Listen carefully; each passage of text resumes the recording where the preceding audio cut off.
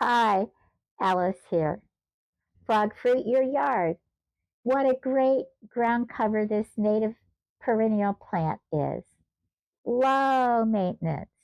When established, semi-drought tolerant. It blooms from spring until fall. It's hardy in zones 7 to 11. It is deer resistant, has no pests to speak of, and best of all, it's a super pollinator attractor. It is host plant for 3 species of butterflies and a lot of moths, as well as native bees and other pollinators routinely visit this plant. So it'll be buzzing with activity from spring till fall. I'm sharing planting tips, gardening tips, and information, and a plant card for your files. Let's check out the frog fruit. It's planting time to finish this berm. Yesterday I'd weeded and I had some frog fruit that I'd purchased. I planted 4 of them on the top. Yesterday afternoon, I went to the Native Nursery in Tallahassee and I got 6 more.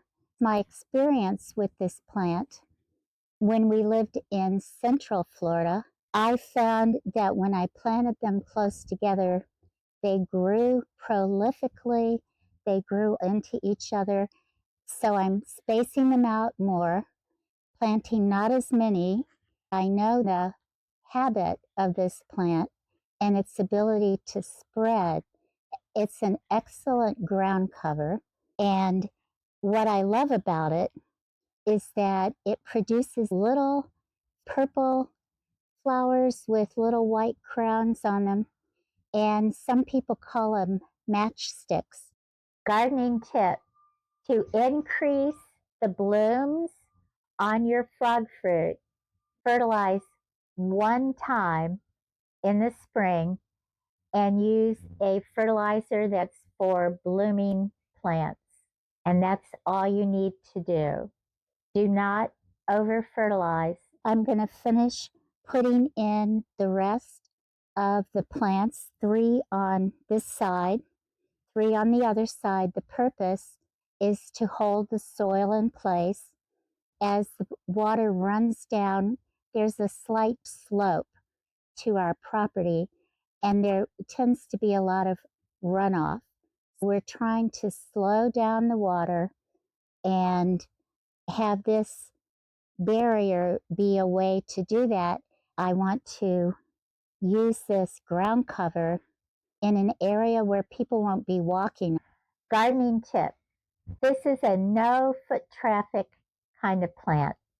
So choose an area where you can enjoy having a mat and a plant that will bloom from spring till October, but is not going to be walked on. So let me get started. I'm going to space these plants between the others. I'm checking the plant roots, see if I need to loosen them up just a little bit. And then I'm going to put them right in here. I'm putting the plant in and using my fingers to make sure the air pockets are out. What I'm going to do when I get all of them planted is water. Gardening tip: to make sure your plant gets off to a good start and thrives, water your new transplant daily until root systems are sufficiently established. That will probably take 3 to 4 weeks of daily watering. If it rains, then obviously you don't need to water.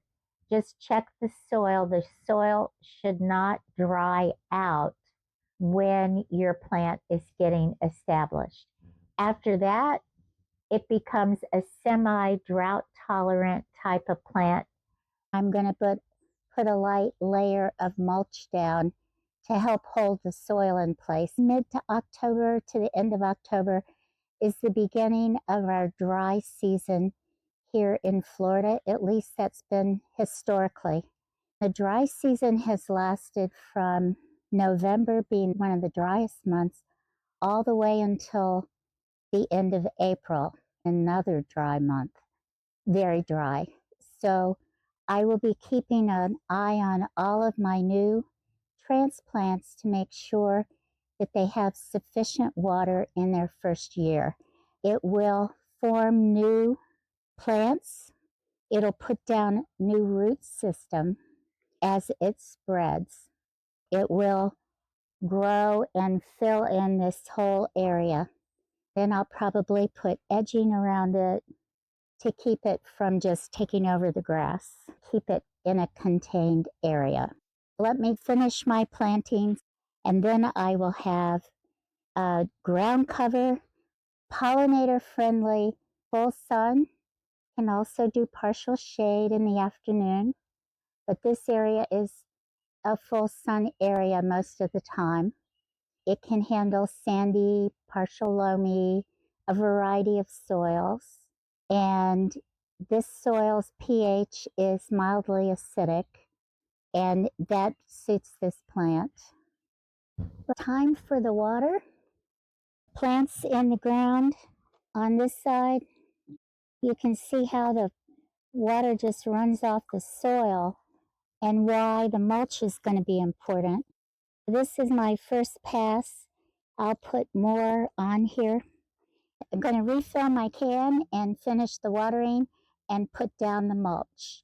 And then the project will be done. Hooray! Another garden yay moment. Nice to have the project done. And I watered in the mulch. Everything is all set.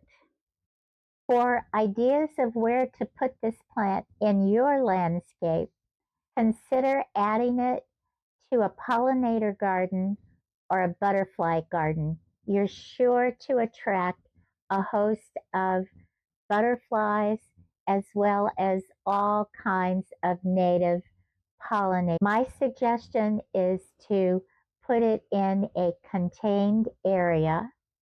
You can either put edgers around it or make sure that you keep the area, the boundaries trimmed.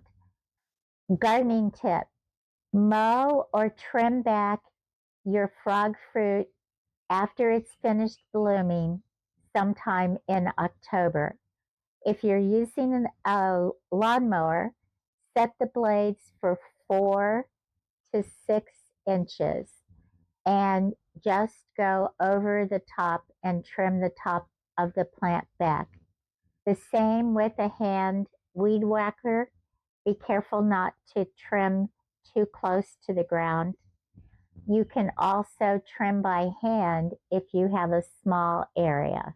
This is a vigorous spreader, and you want to be sure that it doesn't creep into your garden unless you want it to do that.